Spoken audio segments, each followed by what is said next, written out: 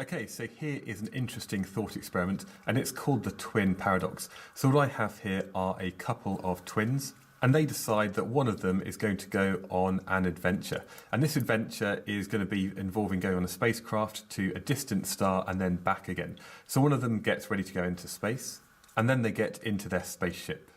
And in the future, this spacecraft can travel at 99.99% the speed of light. Now, to maybe keep time, they both have a watch, like so. And let's imagine that these are both twins who are maybe 18 years old. So the two twins both have their clocks here, both ticking 1 second per second, especially as far as they're concerned. Now, one of the twins stays on Earth, and they're looking at their clock and their frame of reference. Now, the other twin, what they're going to do is they're going to travel for a total of 1 light year, which is a distance. This is the distance that light travels in 1 year.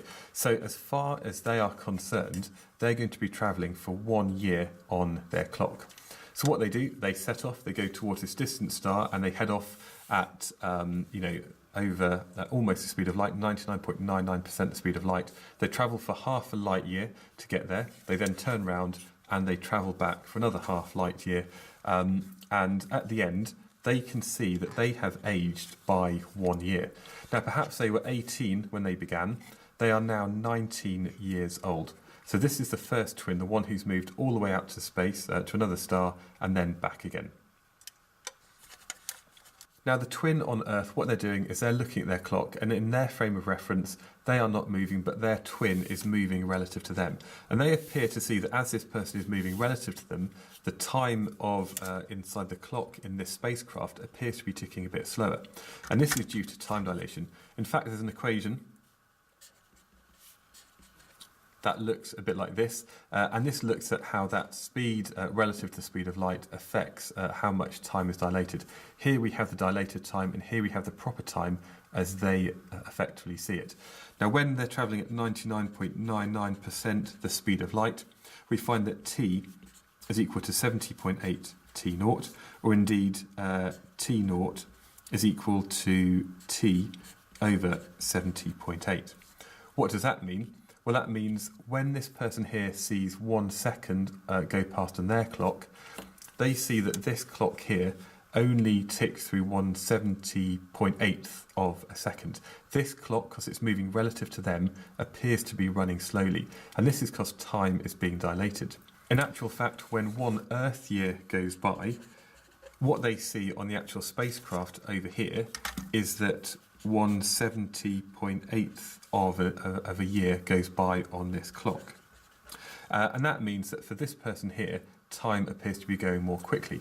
Again, as far as this person are concerned, once they've gone out to that distant star, they've come back, effectively their clock has gone forward by 1 year, but that means the clock on Earth has gone forward by 70.8 years. And that means that when this person here gets back to Earth, effectively they've only aged by 1 year, but their twin has aged by 70.8 years. And that means that, effectively time has passed more slowly for the person moving at a quicker speed. So that is the twin paradox. So why is this known as the twin paradox? Well, effectively what we looked at there was that this person here in their frame of reference is staying still. This person moves away and comes back again, and because they're moving, time runs slower. And that means that this person here ages more than this twin. However, let's think about it another way. Let's consider it from this twin's perspective, relative perhaps to their spacecraft. They haven't moved relative to their spacecraft. Indeed, effectively what they see is that the Earth moves away and then the Earth comes back. And therefore this person here should have aged less than this person.